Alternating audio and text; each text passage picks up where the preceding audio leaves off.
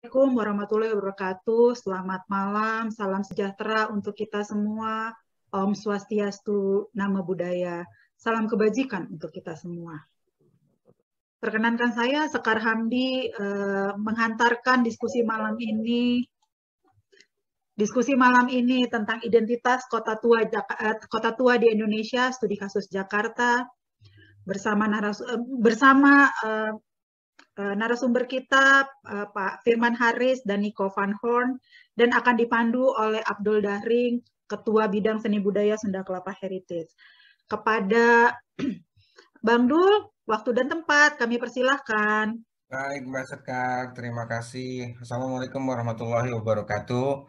Salam sejahtera, salam sehat selalu untuk semua teman-teman ngopi malam untuk malam hari ini. Saya yang tadi sudah disebutkan Baskar, saya Abdul Dahring, mungkin beberapa teman-teman yang mungkin baru ketemu dengan saya Abdul Dahring dari Cirebon. Saya juga termasuk menjadi pembelajar, bukan hanya pemerhati, jadi juga pembelajar untuk budaya-budaya yang ada di Nusantara. Nah, untuk malam ini, yang tema kita malam ini adalah identitas kota tua di Indonesia, dalam hal ini studi kasusnya adalah Jakarta. Mungkin bisa saya bacakan sedikit narasinya. Jadi, identitas suatu kota adalah suatu kondisi saat seseorang mampu mengenali atau memanggil kembali ingatan terhadap suatu tempat yang memiliki perbedaan dengan tempat yang lain karena memiliki karakter dan keunikan tersendiri. Sebuah kota akan mudah dikenali identitasnya jika mempunyai imajibilitas atau mudah dibayangkan, dan ilegibilitas atau mudah mendatangkan kesan. Identitas ini sebuah proses yang ditumbuhkan secara mengakar dari nilai-nilai dan pandangan serta aktivitas penghuninya itu sendiri, dan bukan direkayasa. Desain atau arsitektur dan kesenian merupakan representasi nilai-nilai sosial budaya yang berbeda-beda. Nah, bagaimana dengan identitas kota-kota tua di berbagai wilayah Indonesia, baik yang dibangun di masa kerajaan maupun saat pendudukan kolonial Belanda? Bagaimana jika kota tua atau kota lama itu hancur atau hilang? Dan bagaimana kaitannya identitas kota dengan city branding? Malam ini kita sudah hadir dua narasumber kita, dua pakar kita tentang kota tua. Yang pertama Pak Firman Haris, Ketua Yayasan Kota Tua Jakarta. Selamat malam Pak Firman. Kemudian juga hadir juga Meneer Nico Van Horn, Arsip Komisi dari USV Leiden, Nederland. Selamat malam, Nico. Ya, nah selamat malam Pak Firman, selamat malam Nico. Selamat malam, malam. Ya, good afternoon, Meneer. Selamat malam, Pak Firman. Ya, ke Pak Firman dulu nih. Silakan Pak Firman mau memaparkan mungkin mengenai lebih dalam lagi, lebih luas lagi mengenai kota tua dan identitas sebuah kota gitu loh Pak. Silakan Pak, silakan Pak Firman. Makasih Pak Abdul Dahring. Ada presentasi singkat, mungkin beberapa bisa kita skip aja. Ya, jadi saya Pak ini hasil riset saya kebetulan menjadi sebuah buku ya tentang identitas kota tua Jakarta dari sisi konstruksi sosial masyarakat lokal. Baik, berikutnya. Jadi karena saya kan ini waktu itu tesisnya di bidang ilmu komunikasi ya. Tapi dari sisi melihat latar belakang itu dari sisi pariwisata. Ya, kemudian kota tua Jakarta menuju situ sosial dunia. Ya, walaupun terakhir saya dengar mungkin nggak jadi diajukan kembali. Nah, yang ketiga menarik ya, karena sebelumnya saya itu ingin menulis tentang branding kota tua ya. Tapi yang namanya dari pembimbing dosen suruh menggali dulu identitasnya ya. Saya rasa benar ya. Jadi emang sebelum kita membranding suatu destinasi, suatu kota, katakanlah harus kuat dulu identitasnya gitu ya.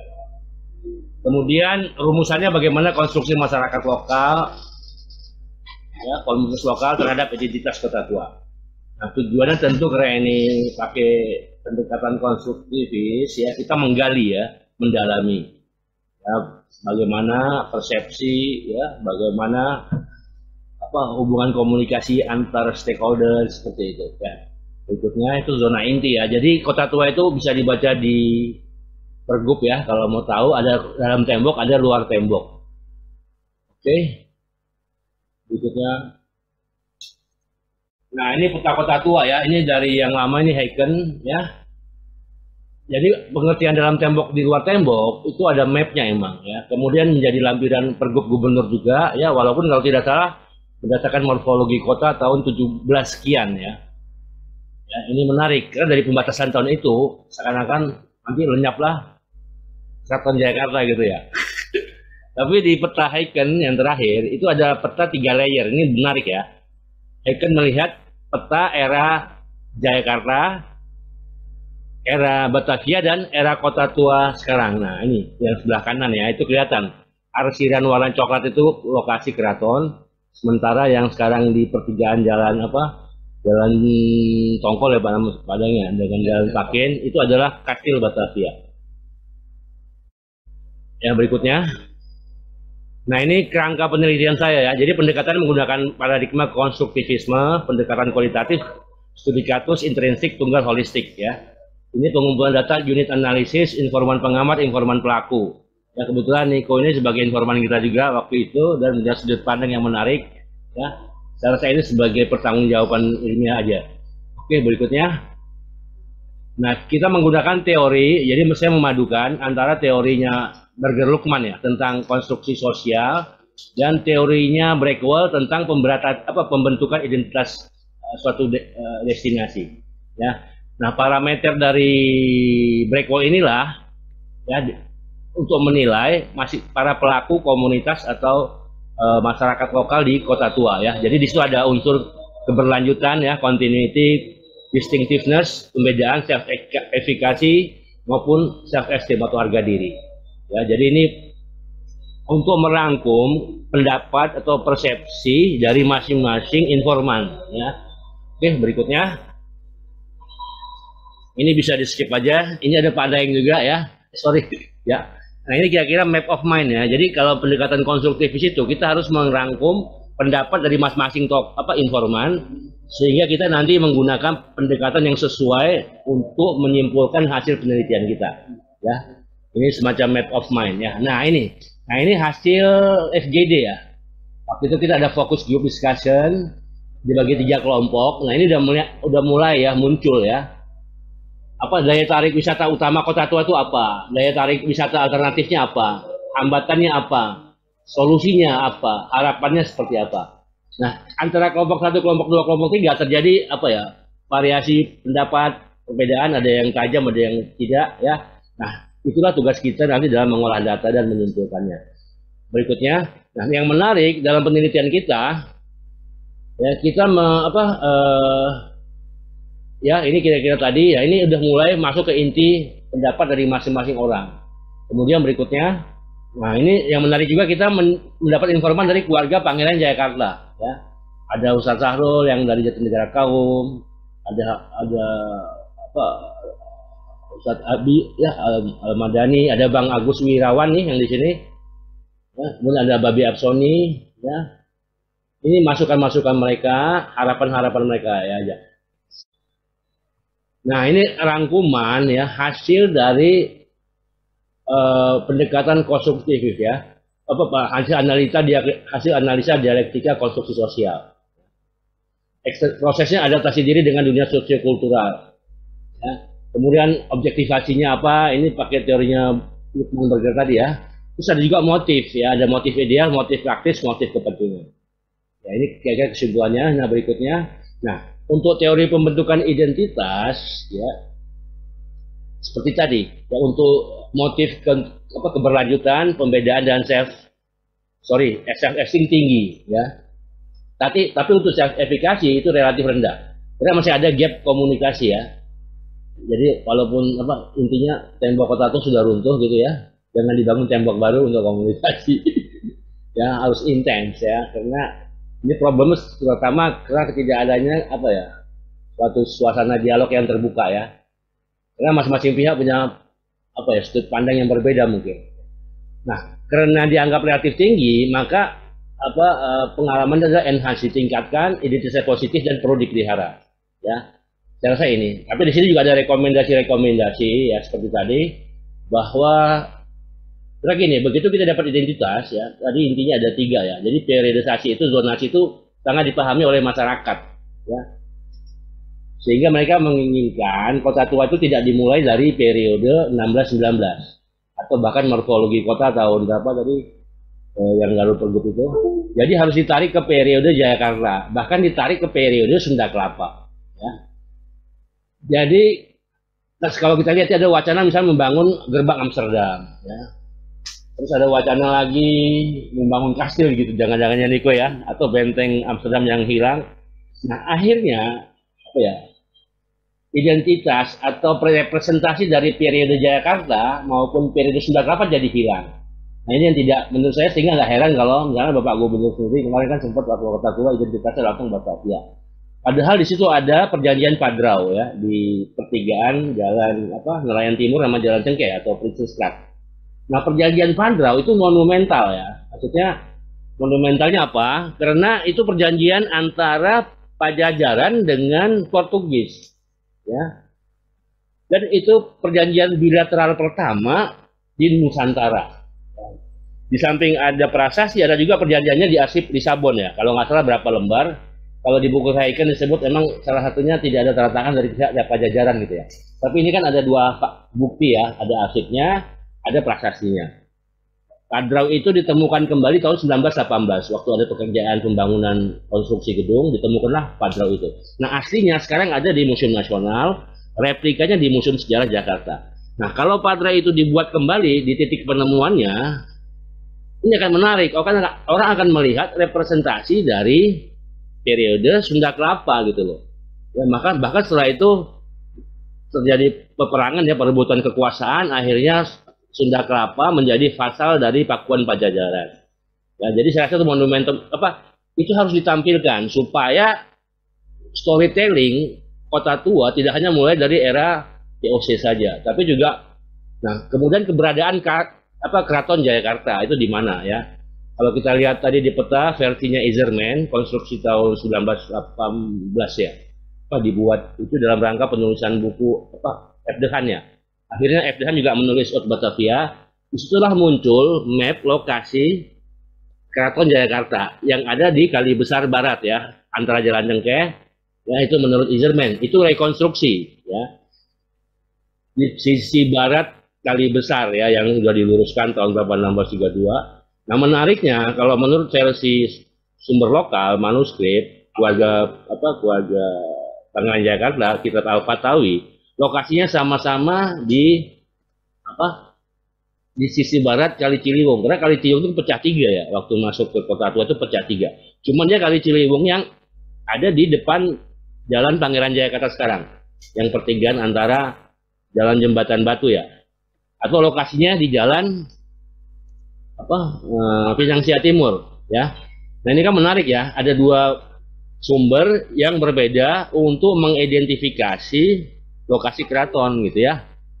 Saya rasa ini menarik karena walau bagaimanapun identitas Jayakarta, Keraton Jayakarta Wijayakrama itu harus muncul. Nah, pertanyaan berikutnya mungkin lebih signifikan, 22 Juni 1527 itu dinyatakan di mana? Ya, kalau terakhir dari Wisat kalau nggak salah di Kota Tua.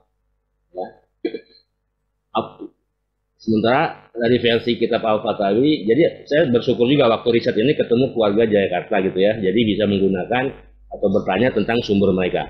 Kalau mereka bilang jelas dan tegas 1 Syawal 933 Hijriah, itu deklarasinya di depan Masjid Marunda di Tanah Lapang. Ya, jadi kalau mereka baca Kitab Al-Fatawi mungkin Pak Sukamto akan berpikir ulang juga gitu ya, atau menggunakan itu sebagai referensi.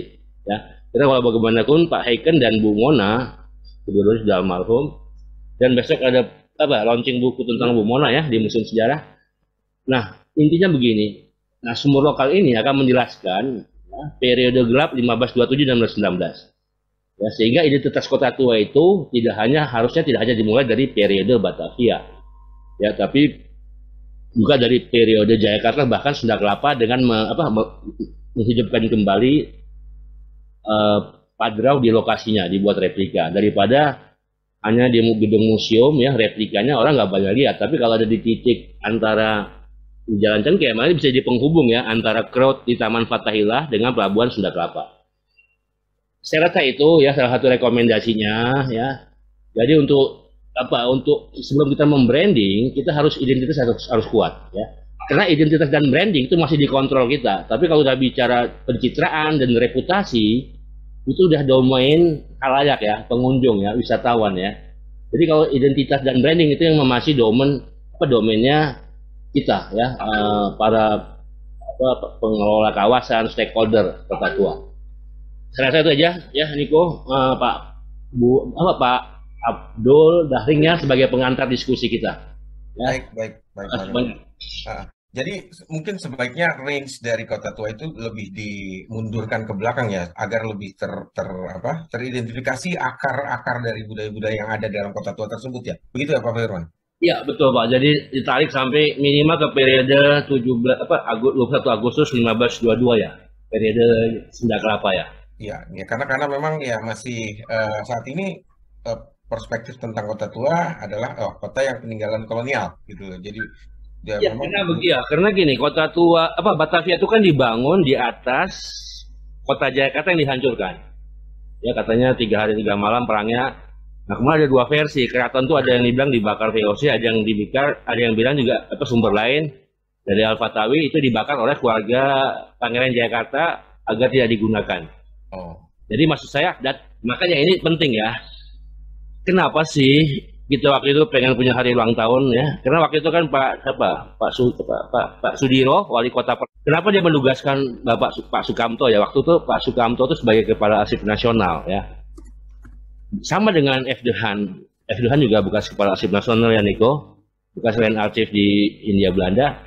Kenapa mereka melakukan riset hari lahir? Supaya kita sebagai ibu kota punya kebanggaan, punya hari ulang tahun sendiri. Jangan ikut 30 apa 31 Mei Niko.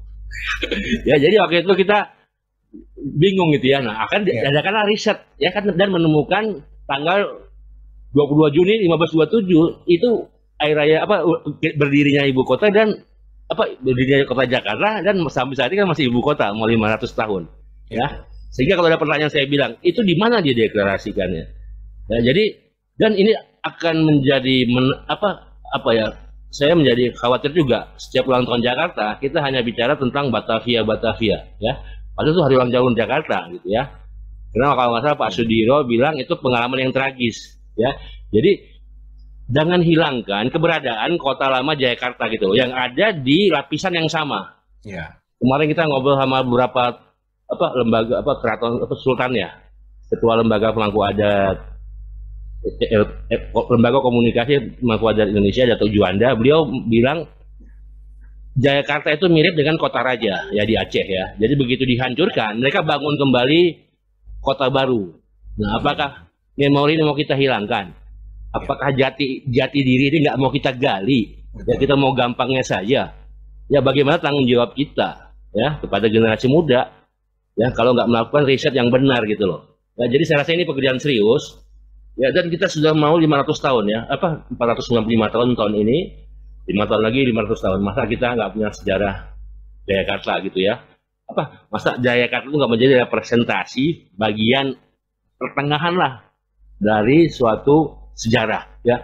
Jadi kita ini, karena Kota Tua itu sebagai kawasan cagar budaya juga sebagai wisata sejarah gitu ya. Ya kan, maksud saya ayo gitu kita serius gitu ya, untuk sejarah ini serius gitu. Saya rasa itu aja harapan kita ya, terutama kepada aparatur yang bertugas gitu ya, museum-museum yang ada ya, karena museum itu adalah mempunyai istilahnya legitimasi ya sebagai universum simbolik ya. Ya jadi tapi bagusnya diadakan diskusi aja ya. Jadi kalau perlu ulang tahun Jakarta undanglah keluarga Jayakarta gitu ya, sehingga ada dialog ya. Saya rasa semua museum berkewajiban untuk menjalin hubungan komunikasi ya, karena mereka adalah pewaris gitu ya, pewaris ya, dan mempunyai kitab tadi maupun pusaka-pusaka yang lain. Karena kitab Al-Fatawi itu kalau tidak salah nanti mungkin Bang Agus bisa menambahkan, ada babul tarikh tentang sejarah, ada babul sisilah, bahkan ada babul adat wal adat ya. Dan itu harus, menurut saya juga harusnya diserahkan ke lembaga kearsipan atau museum sehingga publik juga bisa meneliti ya. Ya, saya rasa itu aja. Ya, menarik sekali.